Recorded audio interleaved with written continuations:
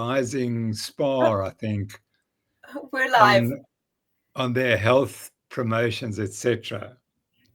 So he phoned, said, did we have anyone who they could work with them So, to Prof, we tell are them what? live. Just so you know, we are live. Okay.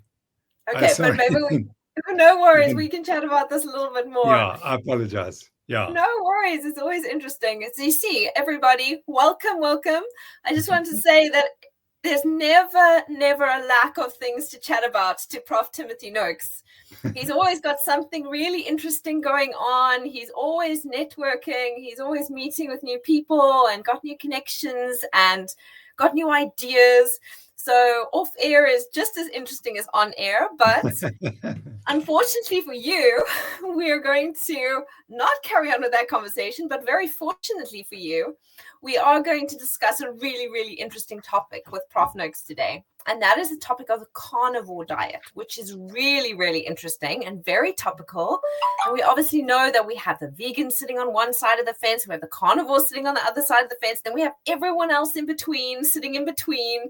And it's become even somewhat of a religious debate in many areas, with one side of the camp calling the other side the religious zealots, or in the other side of the camp calling the other that. And so it's a very contentious area, but at the same time, it is an area, the carnivore diet specifically, is an area that's rising in its scientific backing in the literature. There's a whole lot of evidence coming out on its use to actually treat various conditions, from Nick Noakes's case series looking at inflammatory bowel disease and how it went into remission, to previous studies looking at anorexia nervosa.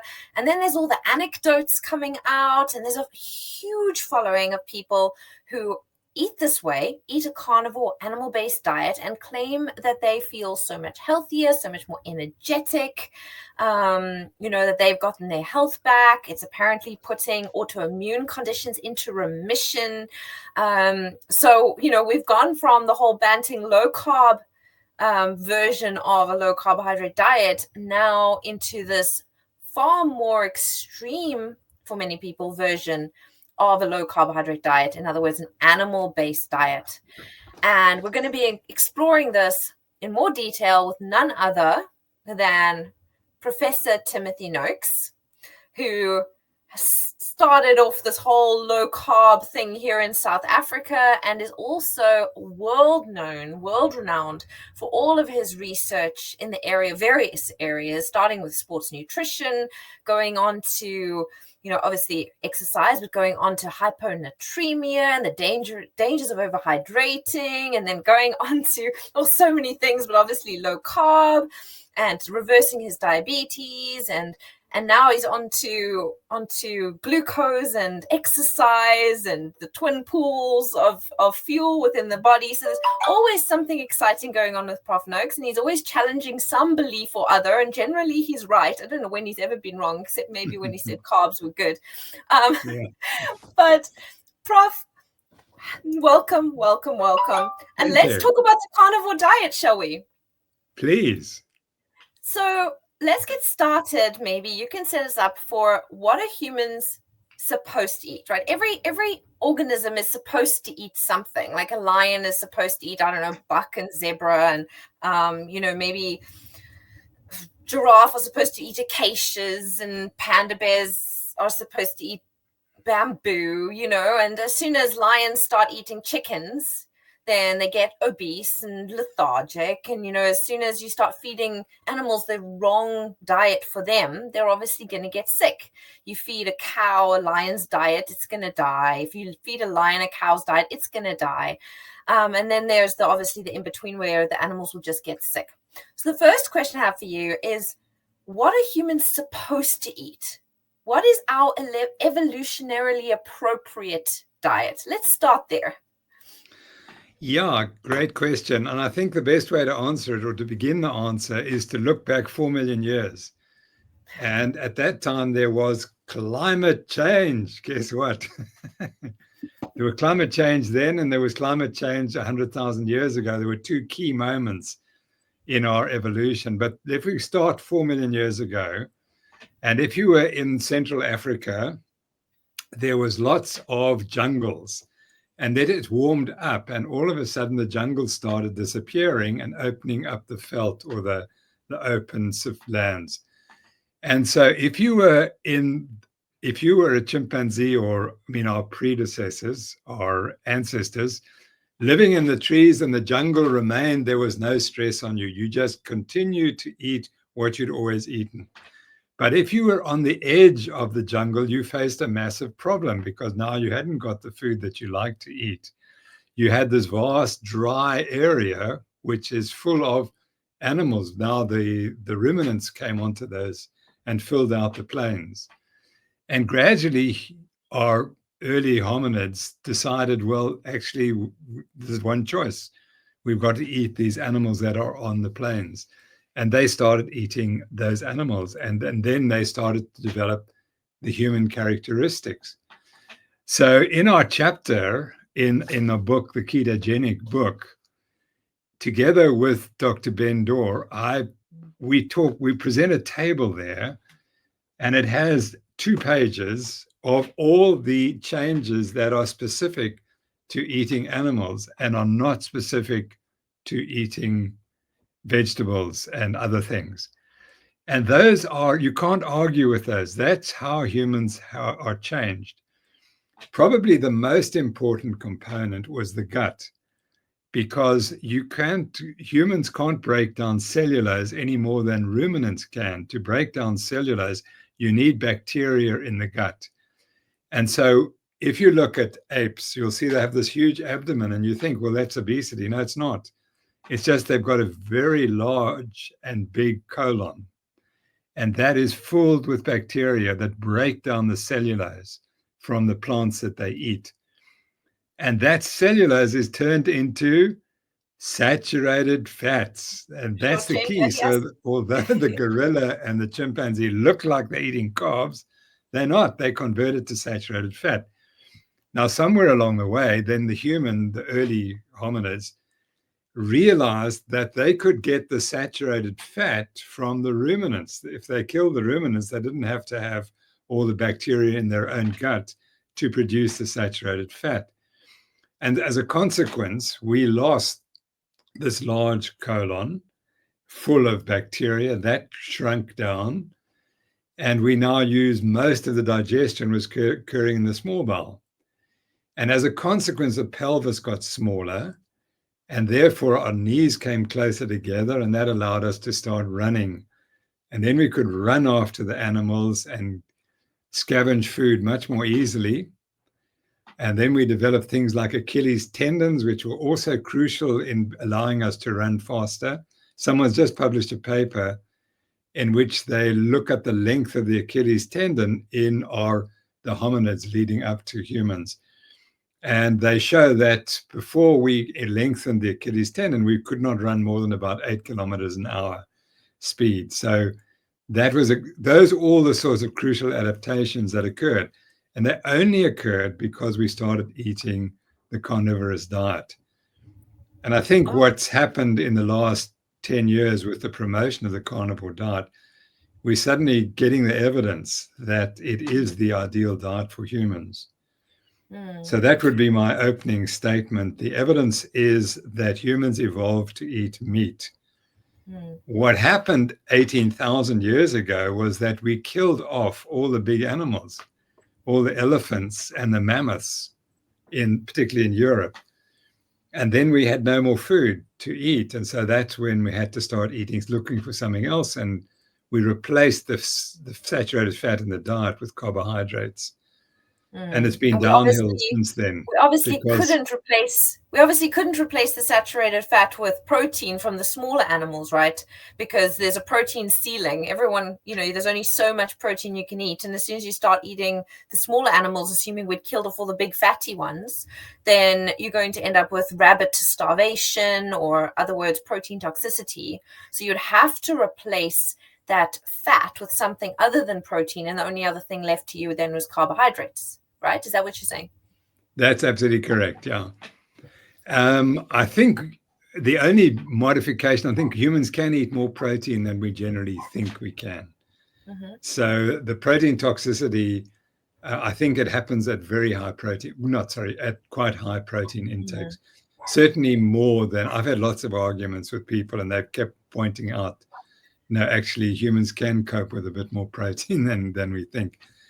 And if I read the evidence at the moment, it seems to me people are moving towards increasing the protein intake of the diet more and maybe cutting the fat a little bit, and for preferring more protein. And I suppose a case could be made that maybe in the beginning, while you're adapting, you might want to go for slightly higher fat potentially. I don't know. Do you think so, or do you think you'd start out with? Now we're deviating somewhat from the carnivore diet thing. I mustn't use this as a platform to get my own questions answered from Prof. Although, having said that, you guys can comment in the chat section, and if you, like me, have some itching questions, please do put them in, and we can ask Prof as we go. But yes, that brings me just briefly to my protein question, Prof. Would you say that people need to be adding a lot of fat to their diet, and would that change in the beginning part of adaptation to this way of eating versus the later part of adaptation, or once adapted? Yeah, looking back over 10 years, my satiation comes from fat. So that's kind of my bias is towards fat, but I've definitely seen some people who don't do as well on too much fat, and they do much better on more protein. So but that's an observation. It's not clinically studied. And protein toxicity, Prof, like, are we looking at, like, I mean, some people say as low as like 2.3 to 2.5 grams per kilogram of ideal body weight. Other people say, okay, well, you can push it up to 3. I mean, protein toxicity is traditionally thought to be above 3 or 4 grams per kilogram body weight. What kind of level are you talking about? Yeah, I wonder, it's really difficult to get up to those rates, 3 to 4 grams per kilogram. You'd really have to be someone who is very intent on just eating protein. I think, most people, we can't get them over 2.5 to 3 grams per kilogram. So I would think that's uncommon. You'd have to really get lost in the desert and eat only rabbits to get that. So that then shows you, right? That shows you that we have got a certain level of a homeostat, which regulates obviously our hydration status, as you've made the case for, but also your protein. You kind of, I think anyone who sits down and eats a steak, kind of when you're full. It's pretty clear, unless you're eating a whole lot of other things in addition to the steak, and then you kind of get a bit confused. Unless your homeostat's broken. But let's not go into that in any more detail, Prof. So I think you've made the case for the human being the obligate carnivore, or having evolved to eat an animal-based diet. And then later on, due to maybe us not being able to get the macronutrients we had evolved on, due to us killing off the big woolly mammoths and the big fatty animals, we had to start turning a little bit more to carbs. And you mentioned how, there's these evolutionary adaptations that indicate that this is so. And you named, obviously the human gut and how it got smaller, and we weren't able to transform these fibers into the small short chain fatty acids that would feed us, or the saturated fats that would feed us. And so we started actually having to rely on those fats ready made. And the place that obviously fats come ready made is from animal sources. And then there's a whole lot of other things, right? Like you mentioned the Achilles tendon, the change in anatomy. Some people talk about the shoulder, how it evolved to be able to have this huge range of motion for hunting. I know that Mickey Bendor also talks about how our stomach acidity indicates that we had a high ability to handle scavenged food, or potentially food that if we killed a big animal and had to last for a few days and we had to eat off it for a few days, that we could not get sick from it. And then there's also evidence that he talks about radioisotopes and looking at the nitrogen levels within bones, if I recall correctly, and how you can very clearly see, based on these radioisotopes, looking at the bones of animals, whether they ate meat primarily, like you would see in the big, predator animals like lions and tigers and things like that. You'd see these kind of radioisotopes being high, the nitrogen, because protein's high, nitrogen being high in their bones, whereas you wouldn't, I don't fully understand it, but my understanding is that, and that in herbivores, you don't see that. And when you look at human bones, our bones radioisotopes indicating a carnivorous kind of diet is more in line with those high top of the food chain kind of animals. And so there's a whole lot of stuff. And I definitely think that everyone should go and look at that table you talked about in the ketogenic textbook and read what you and Professor Mickey Bendor, who's an anthropologist, an evolutionary anthropologist from Israel, how he speaks about that and his amazing publications about that as well. And then I think we're going to move on to what happened when we stopped eating that way. But before we do, I see Nelda Hart has sent a question asking whether early humans, did early humans not eat more venison or leaner meat? I wonder when cows were domesticated, she asks. I can answer your first question, Nelda. And the evidence is that early hominids, they sought out the healthiest animals, which were generally the fattest. And if you look at hunter-gatherers today, or in the last, say, 100 years, they will always choose the fattest animals. And if the animal they kill is lean, they won't eat it. And so that tells us that they were actually hunting the fat, not the leanness. So, and then it was because the animals were fatter in those days, and we killed out all these huge animals. And then we were left with the lean antelopes. And that's when the problem arises, because you can't get enough fat from those animals. And then you get too much protein, and then those are all the problems we've discussed. I'm not sure when cows were domesticated, but I wouldn't think it wasn't hundreds of thousands of years ago. I'm not sure when it would have happened. I suspect it would have been more since the agricultural revolution. I speak under correction, but in other words, it's in terms of thousands of years, not millions of years. So then my question leading on from that would be, those people, including myself, who has a propensity towards a relatively carnivorous or animal-based diet, we prefer cows or cattle, and maybe lamb as well, over the ruminants, over other forms of meat. How good a proxy do you think the domesticated cow is for the woolly mammoth that we should be eating? Well, they're a lot leaner. But I guess they've been bred to be leaner. Yeah, well, I wouldn't. If they feed corn, then they're a little fatter, right? Yeah. I'm talking about the ones who are properly raised. Yeah, that's a good question. I mean, I think humans have thrived on domesticated meat, so I wouldn't be too overtly concerned that it's not similar to what we used to eat. Yeah, and we can definitely alter the fat intake in various ways, whether that's by adding butter, ghee, tallow, lard, all those kind of things as well. And I do think that cows certainly are fatter than the wild venison and that kind of thing that Nelda was talking about as well. So let's move on. So now humans evolved during this time, and they were healthy. And also, interestingly, in the chapter and during your lecture in the carnivore training, which is, and Mickey Bendor also does a lecture within this carnivore training. So anybody who wants to find out more about this, not only can you turn to the ketogenic textbook, but you can turn to the latest carnivore training where both Prof Noakes and anthropologist Mickey Bendor speak about this in their lectures. I think that a case is really, really strongly made for this. I see we have Matt. I'm not sure if that's how we pronounce it. He asks, what are your thoughts on the carnivore diet for both iron deficient and anemic ladies?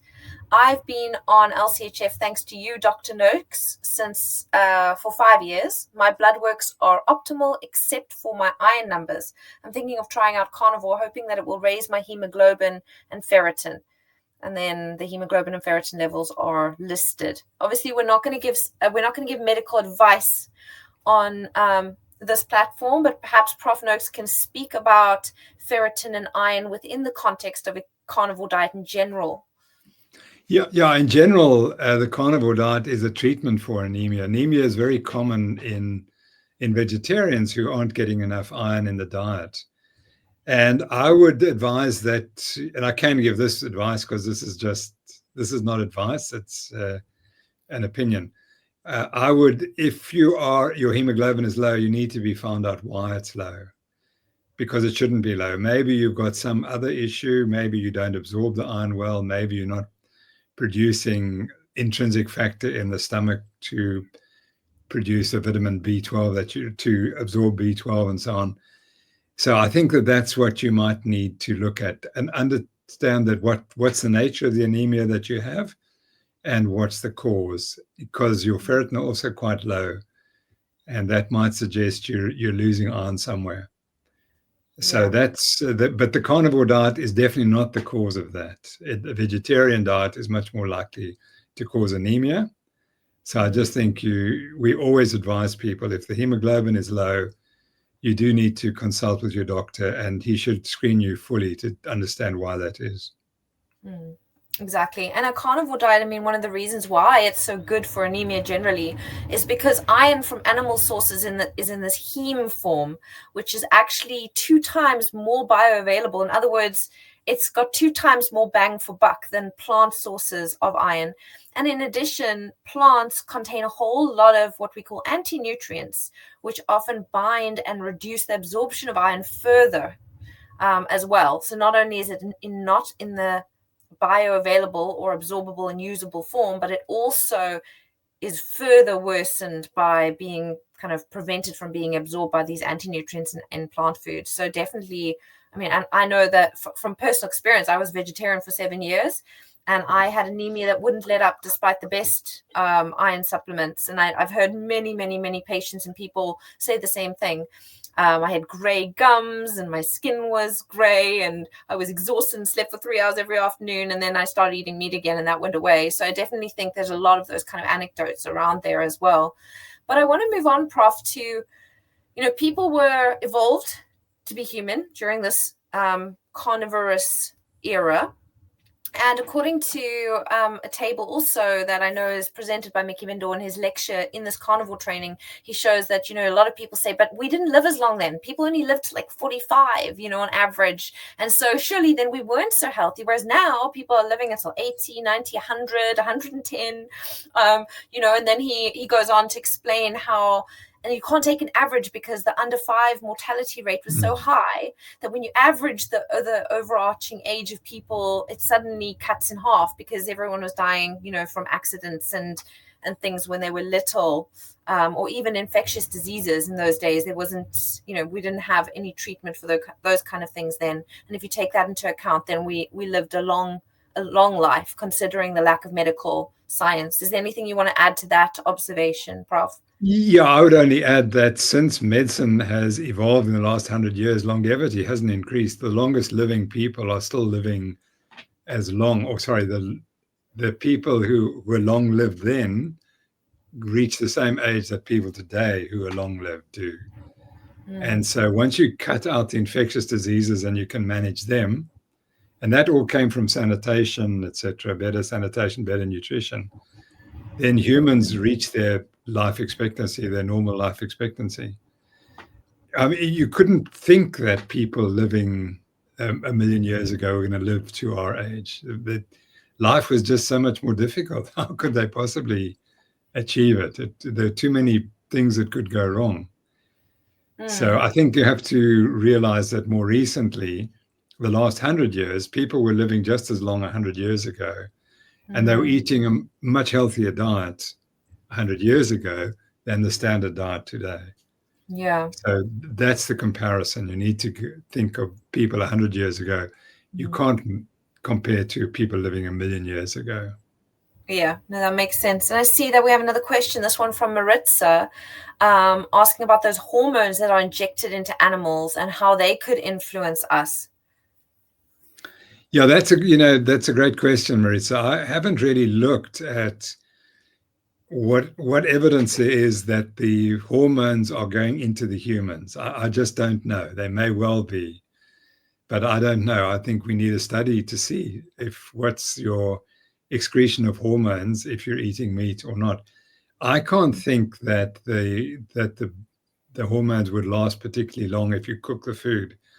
they would all denature, etc. So I can understand it's a concern, and I know it's popularly spoken about, but I've never seen a scientific study actually addressing the question. So therefore, it seems to me it's not ever been a priority for someone who thought that this was really important. I may be wrong, and that's the beauty of the internet. One can ask AI whether such a thing exists or not. But Yes, but can it's you trust it, interesting. Prof? You'd think that we would have heard this question before if it was a real issue. And it's very important to ask these questions. And it's certainly something one needs to look at. But I think there are many more things in food. So, Marissa, I'm going to give you a different answer. Glyphosate in cereals is a disaster. And the children in America who are eating cornflakes for breakfast are getting a load of poisons, chemical poisons, which appears in their urine. And that most Americans now have these chemicals in their urine, coming not from the meat, but coming from the cereals and grains, which are sprayed with these chemicals. And I think if you watch Robert Kennedy, who's the new Minister of Health in the US, he's desperately trying to get all these chemicals out of circulation. So it's a great question, but I think that the competing question is, what about the chemicals that we get in a vegetable-based diet? And then also, I suppose the high genetic modification there, and the additional spraying that warrants, which is also problematic. And then the mold is becoming a huge issue, and it looks like a huge proportion of most of our dried goods are actually plant goods are contaminated with mold. And also in this training, Dr. Paul Mason speaks a lot about autoimmunity and mold from food. Sorry, that's Prof. a great question, because I'd forgotten about it. One of my great friends had a link between the mold present on maize in the Eastern Cape and the high rates of esophageal cancer. Oh, wow. So I forget the details, but he was well acclaimed for finding that linkage. Wow. And then you're going to get a lot more mold from plant-based foods. Obviously, you can get mold in things like dairy, which is also incredibly dangerous, but you will generally see it. I mean, whereas in these like coffee beans, for example, which often apparently have got quite high mold concentrations, you don't know. And that's, at least with the dairy, if you see it growing mold, it's growing mold. And the same would go for other, old animal products. So I do think that that's something that should be considered. And as you say, the toxins, you've got to compare apples with apples. Obviously choose as high quality plant foods if you're choosing to eat plant foods, and choose as high quality animal foods if you're choosing to eat animal foods as possible.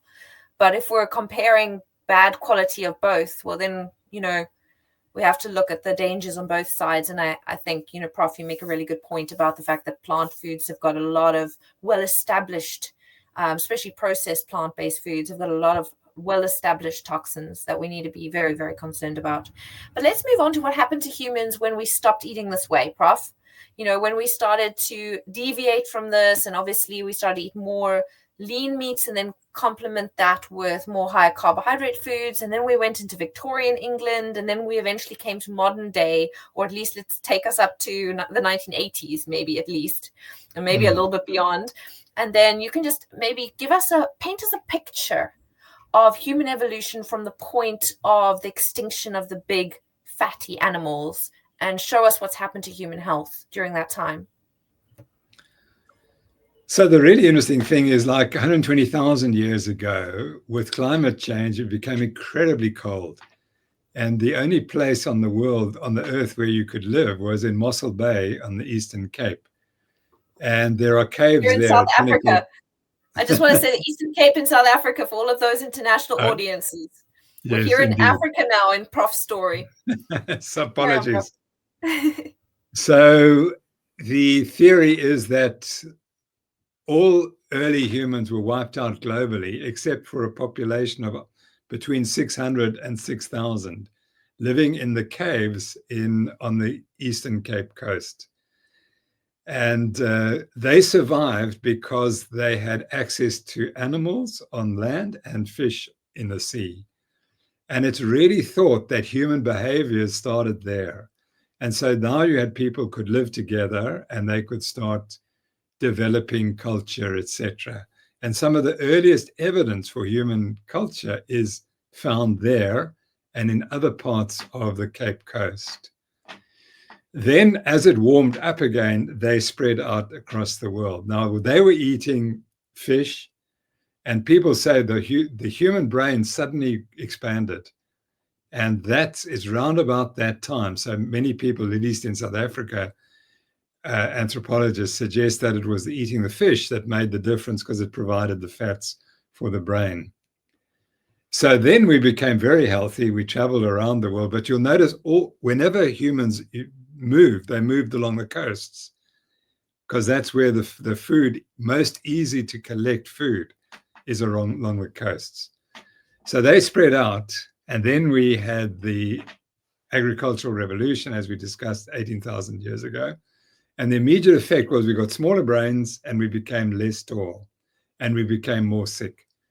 And our bones were not as strong as in the past.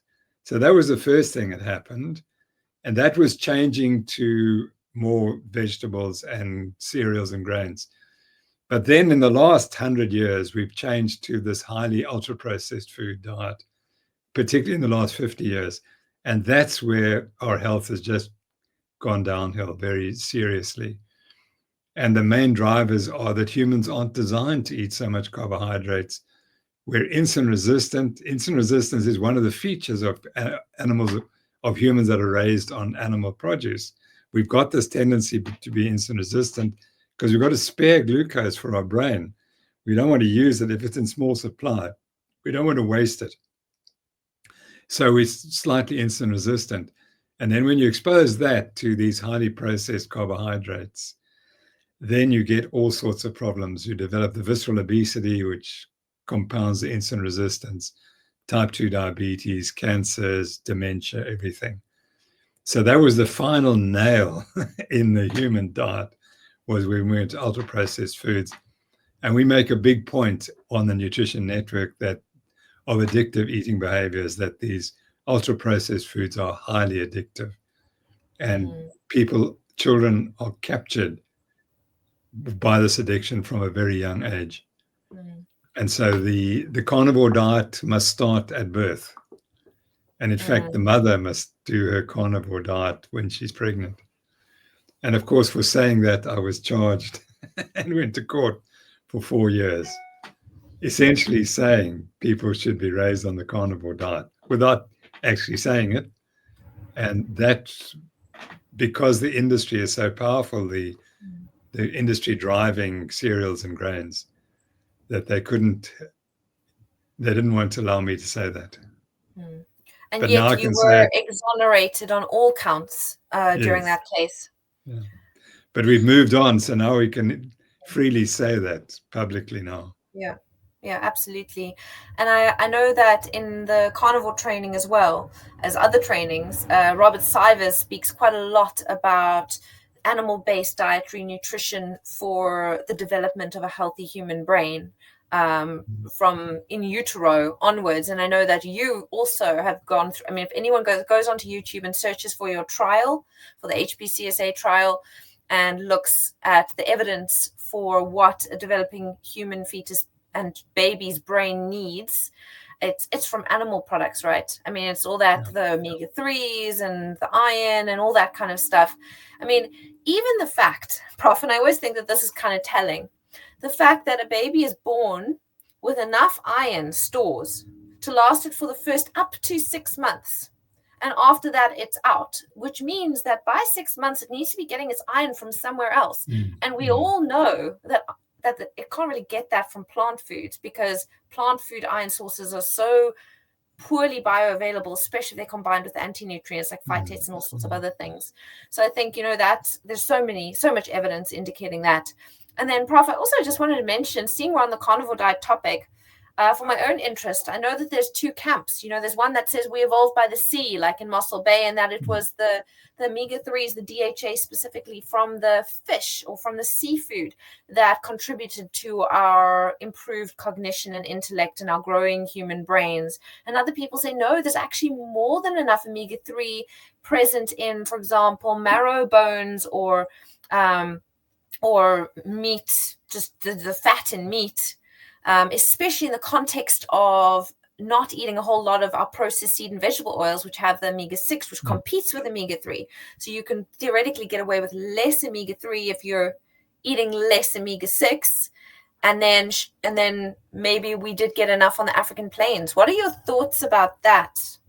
I think I'll comment today. I think the problem is there's so much omega-6 that it overpowers the omega-3. So the ratio has changed completely. That's why fish is so beneficial today. I can't judge of going back 100,000 years. But today I see that the benefit of fish is the omega-3s, and that it's difficult to get a lot of omega-3 if you're only eating animals that are not properly raised on grass-fed. So that seems to be that would be my opinion. Okay. Yeah, that makes so much sense. And Prof, I also wanted to know now, okay, humans, it's been a long time, in this whole journey that you've been describing to us. Is it possible that humans could have changed enough genetically and we're very adaptable species, right? I mean, you can see, for example, I think there was a study by Davids et al. From 2010 when he showed that within 3 days, our gut microbiome completely changed, whether we're fed an animal-based diet versus a plant-based diet. And there's all sorts of other ways we're very highly adaptable as humans.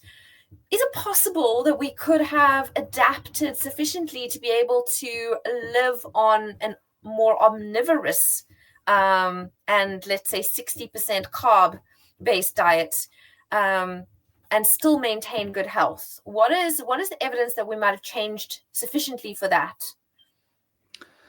I think the evidence against it is if you look like countries which have continued to eat high carbohydrate diets. And you look at the Chinese, they have the highest rates of obesity and diabetes in the world. And that's a hidden fact. And it's what happened was that they survived as long as they kept their calorie consumption below about 2,000 calories a day. Once it went above that, because of the ultra-processed foods arriving, then the obesity epidemic began. And so I think that we can cope if the intake is below a certain calorie intake.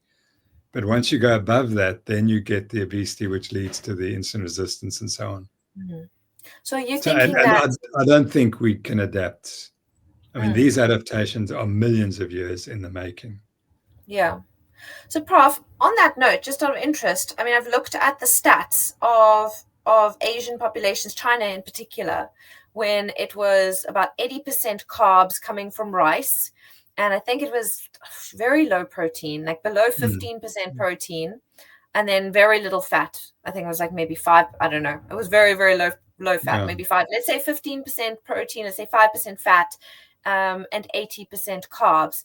And the Chinese population was very lean. And from what I've seen is from the 60s and then onwards, as you say, the introduction of ultra-processed food, that's when the obesity started to rise. So in that case, what does that tell us? That they were lean before that on very high carbohydrate diet. They were starving. That's the reality. The growth of Chinese wealth is really very recent. But before that, we're talking about workers who were working hard in the fields and they were eating that starvation diet. That's how you'd explain that. Okay. They weren't I don't know that they were particularly healthy as a result. They may have been lean and not have diabetes, but one wonders how productive they were as a result of that. Well, that's very interesting. Yeah, because I mean, I don't know what their access to food was, if they could have just eaten more rice. I wonder about it because here in South Africa, we look at the poorer populations and we see obesity happening amongst people who just eat huge amounts of maize, who are also, I'm wondering why they don't just get skinny. I wonder if processed seed and vegetable oils might also have something to do with it potentially. Yeah. Or maybe even the change in the type of meat that was eaten and the quantity. For example, is it more, I don't know, chicken with a high corn? I don't know. I'm just wondering, because it is something that I've definitely thought about, and I haven't, like, I'm wondering why Chinese people would have had less access to calories than maybe our poor people who have plenty of access to maize carbohydrate calories. Yeah, that's a great question, because when did the obesity start in this country, and when was the maize is introduced in the 1920s?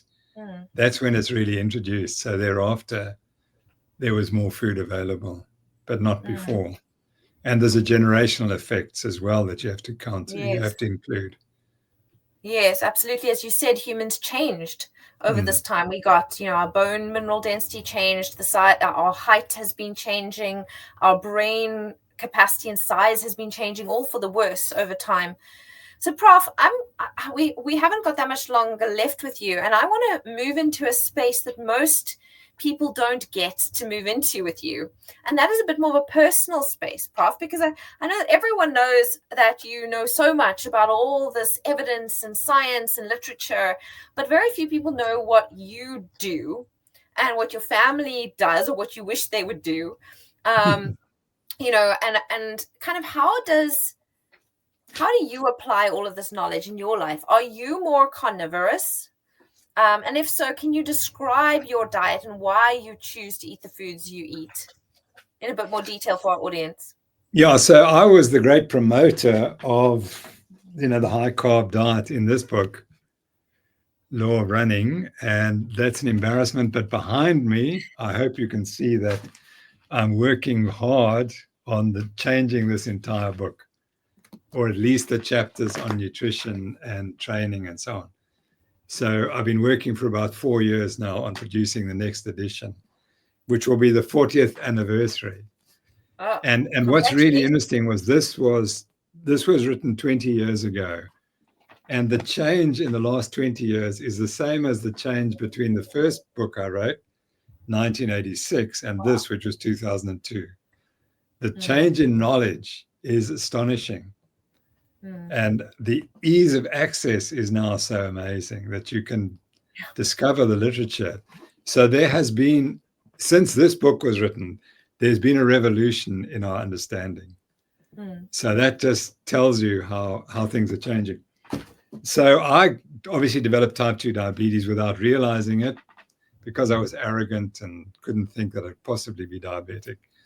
But when I realized that I was in trouble, because my father died from a relatively young age from the devastation of diabetes, and he was treated traditionally, I realized, it's time you did something about it. So I went to the low carb diet, and I've been on that since December the 12th. I can tell you the date, 2010. So that's now my 15th year. And I've gradually reduced the carb intake. I think it used to be probably at 50 grams. It's now probably 10 or 15 grams a day. And I just eat meat, fish, dairy, eggs, chicken, and some nuts. That's where the carbohydrates come in. And the only fruits I eat are berries. So that's what I eat. My wife is not insulin resistant, so she eats more carbohydrate. And our children, we try to encourage them to eat this diet. And my granddaughter is more carnivorous than the rest of us. And she's benefited hugely from it. The other story I must always tell you is that my sister discovered the Banting diet in Britain in 1965.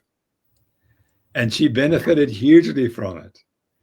And I asked her eventually, and I said, why didn't you tell me? So she said, but you're the expert. I can't tell you what to do. So if she'd only told me in 1965 that, Tim, I think you should eat the Banting diet, I would have never developed diabetes. Would you have listened, though? No, absolutely not.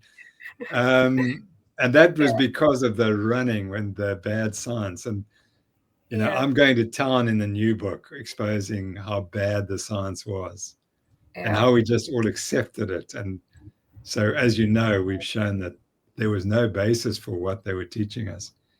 And the opposite is fat is the preferred fuel for sport, for exercise. I've no doubt about it now. And for anyone who wants to go dive into this in more detail, I highly recommend our exercise course, which was recently launched, which not only has a lot of practical applications of exercise and an amazing nutrition network practitioner, Peter Cummins, who co-developed this course with us, but also Prof does describe all of this in more detail about the, what we actually run on, pun intended. And I think they can go into more detail with regards to that. Prof, I see that Colin's moving on to the diet heart hypothesis in his question, and we definitely want to get into that. But before we do, I just want to finish off this kind of what you eat thing. Could you maybe just paint us a picture in more detail? So you've mentioned meat and eggs and a little bit of dairy and a little bit of nuts and that kind of thing. Can you paint a little bit more of a picture? So you wake up in the morning, give us a 24-hour recall of like your average day. Okay, it's very simple. For breakfast, I have a little biscuit, a grain biscuit with some cheese on it. And coffee, I can't do without the coffee. Sorry? A grain biscuit? Yeah. Wow. Because they're low carbs. Sorry, okay. I mean a seed one. Sorry. Okay, the seed one. So it's low carb. It's 0.4 of a gram with cheese, lots of cheese. And coffee. And then I'll go for the rest of the day, and I'll have either a lunchtime meal or dinner, and that'll be fish or steak, and obviously eggs as well, bacon, all those things, and that's it. And then I might have some afterwards some yogurt. I didn't mention yogurt. I would have some yogurt and berries, and that's it. And I assume it's sugar-free, plain Greek kind of yogurt. Yeah. So it's very simple, the diet, and if I would probably eat steak every day if I had the option of cooking it and doing it, that's what I'd live on. But I'm very happy with that diet. Added fat, Prof, do you add fat to these lean beasts that you eat? Well, I do certainly eat Wagyu beef, so that gives a lot of fat. Yeah. And I eat quite a lot of biltong as well, and fatty biltong. And that's my sort of snack would be fatty biltong. Okay, so you're getting more the intrinsic fat from the animal than adding additional tallow, butter. No, I eat lots of butter. Yeah, that's true. Yeah. Okay. So that brings me on to Colin's question, which now has disappeared off the screen. But I think I recall that it was basically asking, what about the concerns related to high elevated blood cholesterol levels when you're on a carnivore diet? Okay, Colin. So firstly, you should never measure your cholesterol. That is a statement that I would like to, and particularly your wife. I see you with your wife. Because as soon as you measure your cholesterol, it'll be found to be above 5. And if it's 5.00001, your cardiologist is almost mandated to put you on statins. And unfortunately, the statins will cause you more problems. The benefit of statins is absolutely trivial. They show that about 1 in 100 people benefit, and their benefit is living 3 days longer. And the only reason we know that is because so many millions of people have been exposed to these trials that they can measure a 3-day difference. If they'd only had 100 people, they wouldn't have been able to measure a 3-day difference, and they would have had to conclude that they make no difference. So let me just tell you that this week, a very important paper was published from a guy called David Feldman. And David has been observing, he went on the carnivore diet like 8 years ago, and his cholesterol shot up. And he said, I wonder what's going on here. And he decided it's probably got something to do with transporting fat around the body. And he started looking into that. And that's essentially what he concluded. Couldn't prove it yet, but concluded that when you go on a high fat diet, you store more, you've got to transport more fat around the body because that's what you're burning. And one of the consequences is one of the the early, I'm sorry, I'm getting the words wrong. One of the early lipoproteins that contain triglycerides to carry it around the body break down when they give their triglyceride off to the cells to burn or store, they become LDL cholesterol. So if you're manufacturing more triglycerides to travel around the body to be used as a fuel, the consequence is obvious. You have to land up with more of these LDL cholesterol molecules, which have got rid of their triglycerides and now they're concentrated cholesterol. So, and he then realized that if you're a thin person, it's much more likely to happen. So we have this paradox that you lose weight on this diet, but your cholesterol goes through the roof. And I'm talking about through the roof. It can go up to 20 units. Now, when the cardiologist measures it and he says 5.0001 is normal, which is not, by the way, 7 to 8 is much more normal. When I was a medical student, 7 to 8, we were told that's normal. But then industry wants to get everyone on a statin, so they brought it down to 5. So if you go to the cardiologist and your cholesterol is 20, he's going to say, well, tomorrow you're going to die. I dealt with one youngster who was a CrossFit athlete who had a cholesterol of 20, and he was told that he had to have a coronary angiogram, which he did. He had perfect arteries, absolutely perfect. Now, to get back to the David story, what they've done recently is they took 100 people who have this condition, very high cholesterol as a result of going on the low carbohydrate diet, and they're all lean, and they monitored what did their arteries look like? How much plaque did they have? Because that's supposedly cholesterol is the plaque causing the plaque. And they found that there were minimal changes in the people who had the diet, who were on the carnivore diet. There were 0 to minimal changes. They then said, okay, well, let's see, could we predict who is going to get the minimal changes? And it had nothing to do with the cholesterol level, but it had everything to do with people who had more advanced disease at the start were likely to collect more plaque. So they said plaque begets plaque. So whatever causes you to get plaque will make you get more plaque with time, but it's not cholesterol. It's something else. And the tragedy that we face today is because everyone said it's cholesterol. For the last 40 years, there's been no research on what's really causing the coronary artery disease. Or should I say, there's been no studies on how can you reverse it. Oh, it's obvious, just take a statin, it's going to reverse it. It doesn't. Statins have nothing to do.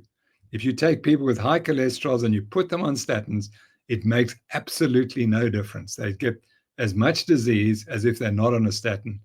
And that's because the cholesterol, the atherosclerosis, whatever's causing it, is a general condition in the body. And some people have it and some don't. And if you have it, you could have a high cholesterol or a low cholesterol or a medium cholesterol. It doesn't matter. It's going to progress as a consequence. And so please, please, please don't get caught in the cholesterol theory. You got to worry about diabetes. Diabetes is the killer. Let me just show you one final thing. So Joseph Kraft is the king of testing for diabetes. He developed a technique of measuring your insulin response to carbohydrates. And he wrote this book, and then he very kindly, I wrote the foreword, and he sent me a lovely card. He's still alive, and he's in his 90s. So he wrote this lovely card, many thank you. And there's his writing. Sorry, there we go. And he just thanked me for writing the foreword. But he said, now he's one of the few people in the world who had a population where he knew exactly who had diabetes or who was at risk of diabetes. And then they did autopsies. When those people died, they did autopsies. Says, we never saw any arterial disease without diabetes. There was always diabetes present. But because he's the only guy who can tell if you really got diabetes or not, he could make that statement. And that's what I think. I think it's all diabetes. So to answer your question, don't focus on cholesterol. Just don't waste your time measuring cholesterol. You want to know what's your fasting insulin, what's your triglycerides particularly, and your HDL cholesterol. And then what's your HbA1c, which tells you what your glucose is in the long term over weeks. That's focus on diabetes and don't worry about the cholesterol. Cholesterol is it's something that tries to heal arteries. And this interesting thing is that vitamin C is what's missing. And vitamin C used to be what helped clean up arteries. And then because we lost our ability to produce vitamin C, we used apoprotein B as one of the ways of fixing up the arteries. And so vitamin C deficiency could well be an important factor. And if I was looking for one factor that I'd need to look at, would be vitamin C deficiencies and arterial disease. So Prof, that is, I mean, there's a lot of very big statements in there that I think people are going to be very shocked and excited and scared about, depending on where they sit. But I'm going to leave that to them and their brains and just dive very briefly, because I know we're out of time, into this as our last comment, because you've just opened up another can of worms with this vitamin C thing. There's a lot of concern around carnivore diets and micronutrient potential insufficiency. And vitamin C is one of those, right? So now you're saying, okay, people should eat carnivore diets, mustn't worry about their cholesterol, but you need to make sure you have enough vitamin C to clear up your arteries of this potential plaque and atherosclerosis. But yet a carnivore diet is infamously low in this magical cleaner upper of arteries. Can you comment on that? Yes, I can. I'll give you the example of the polar explorers in the 1900s, early 1900s.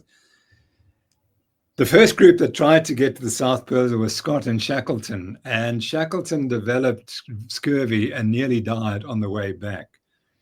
And Scott, who was in charge of the expedition, sent him home in disgrace. So when Shackleton arrived home in Britain, he said, "I'm going to get you, Scott."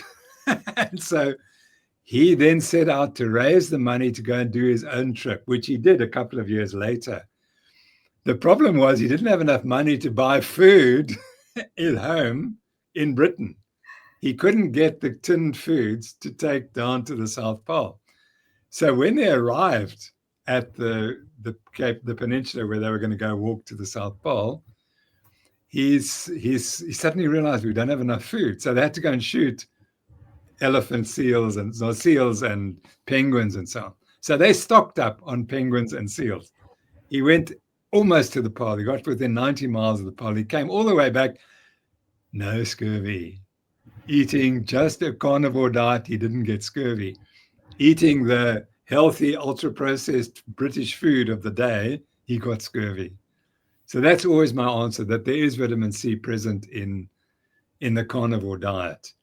And if you're concerned, just have some vitamin C as well.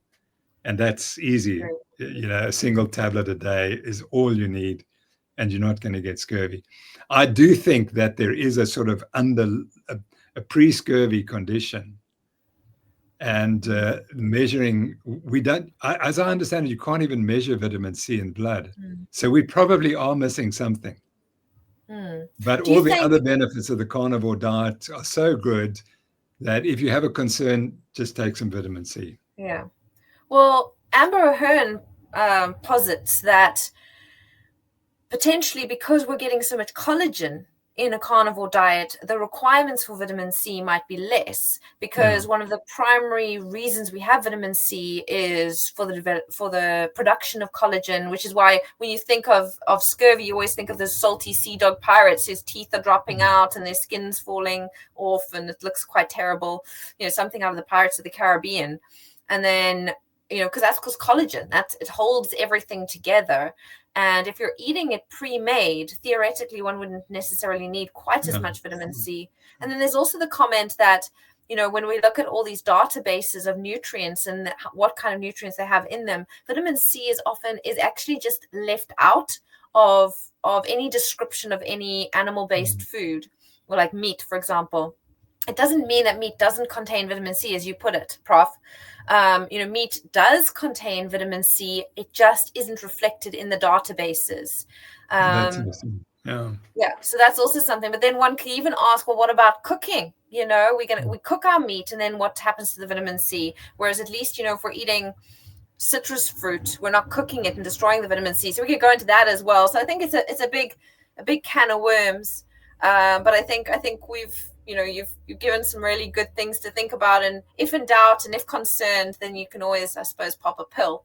But I personally haven't seen signs of scurvy or vitamin C deficiency in people following this way of eating. But definitely an area to watch. And if you're concerned about applying a carnivore diet or getting sufficient nutrients within the context of a carnivore diet, or properly formulating a carnivore diet, or what we didn't even get into with Prof, which is what is the literature saying currently about a carnivore diet's use for therapeutic purposes? In other words, can you treat stuff with carnivore? And the answer is yes, you absolutely can, and people are doing it successfully, and even that is covered within the carnivore course. To be honest, like the carnivore, I say this about every course, but this one is my favorite so far out of all of the Nutrition Network courses, because it is so cutting edge, because we dive into exactly how to formulate it, all the considerations that you need in order to ensure it is a nutritionally sufficient diet. That's not just eating pieces of steak necessarily. It's also looking at the whole animal and bone broth and liver potentially, and and what is an animal-based diet versus a carnivore diet? Prof, you say you eat an animal-based diet actually, because you do include occasional berries. You are having your little seed cracker in the morning. So there are some plant foods in there, your coffee. There are some plant foods, but it's an animal-based diet. And that's something else that's discussed in this training, where Mickey Bendor goes into how in fact, it's almost unheard of for an omnivore organism to exist like right in the middle of the spectrum of carnivory to herbivory, if you will. No one really sits right in the middle, no species. A species is either more herbivorous or more carnivorous, and they might eat a bit of something else. We might think of, dogs, which are supposed to be more carnivorous, that eat some grass for therapeutic purposes or whatever, those kind of things. So I think that's also, we go into far more detail into all of this in the carnivore training, and it's very exciting. Using carnivore diets, there's a 3-part series within this by an amazing Australian dietitian, Amanda Sini, who's also one of the Nutrition Network practitioners, who's spearheading the area of eating disorders and carnivore and animal-based diet for treating eating disorders. I mean, that we go into that. There's a huge amount we go into, inflammatory bowel diseases and autoimmunity, and it's all in there. So please, for more information, please dive into that training. Obviously, Prof is there. He's our guru. He's the pioneer in this space. And Prof, we just want to thank you so much for your incredibly valuable time, for answering some really pressing questions of our valued community out there. And I know that they really love to get the opportunity to actually have their voices heard and have you answer their questions. And I think, a lot of people who, when we started low carb, I know you started by reading a new Atkins for a New You back, how many years ago, 15 years ago. And you started it with a lot more plant foods in it. And your it seems like your journey, see, I'm also having word finding problems today, Prof. Your journey has evolved quite dramatically since then. Well, not dramatically, but consistently, let's say, to the point where you are more animal based as well. And so I think all of this has been really fascinating and very, very valuable. So thank you, Prof. And My pleasure. Can't wait to speak to you again very, very soon. And I know our audience can't wait to hear from you again very soon. Thank you, Prof. Thanks, Tamzyn. Thanks, the audience. Hope you've enjoyed it, and see you again soon. Thank you. Bye-bye. Bye.